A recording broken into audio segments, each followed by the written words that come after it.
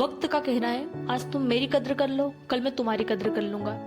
क्या आपने कभी सोचा है कि आजकल हमें समय की इतनी कमी क्यों महसूस होती है? समय पर काम न होने पर हम आग बबूला हो जाते हैं, चिढ़ जाते हैं और जल्दबाजी में काम करने लगते हैं। इस चक्कर में हमारा ब्लड प्रेशर भी बढ़ जाता है, लोगों से संबंध भी खराब होने लगते हैं और तो और इसका सबसे ज्यादा असर हमारे दिमाग पर पड़ता है। क्या आपने कभी यह सोचा है कि हमारे पूर्वजों को तो कभी समय की कमी महसूस ही नहीं हुई?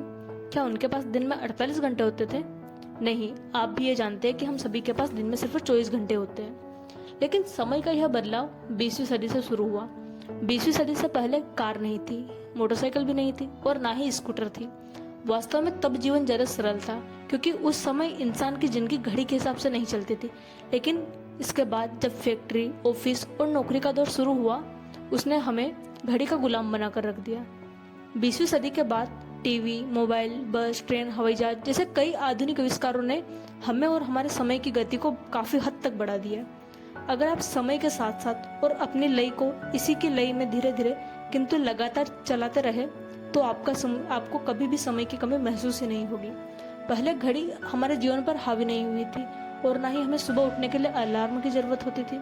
मुर्गे की बाग पर भी हम उठ जाते थे। देखा जाए तो दुनिया बहुत तेजी से बदल रही है। अब बड़े छोटों को नहीं बल्कि तेज धीमों को हराएंगे।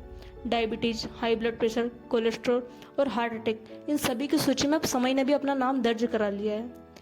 याद रखना, दुनिया नहीं बदलेगी, लेकिन यदि आप इस प्रॉब्लम का सॉल्यूशन चाहते हो तो आपको खुद को बदलना पड़ेगा, अपने दिनचर्या को बदलना पड़ेगा। अल्बर्ट आइंस्टीन का कहना था, हम जिन इम्पोर्टेंट प्रॉब्लम को फेस करते हैं उन्हें वहां कभी नहीं सुलझा सकते जहां उनकी शुरुआत हुई थी। मेरा सिर्फ इतना कहना है कि मोबाइल, टीवी, इंटरनेट, चैटिंग, इन सभी टाइम वेस्ट करने वाली चीज़ों को जितना हो सके अपने डेली रूटीन में कम यूज़ करो।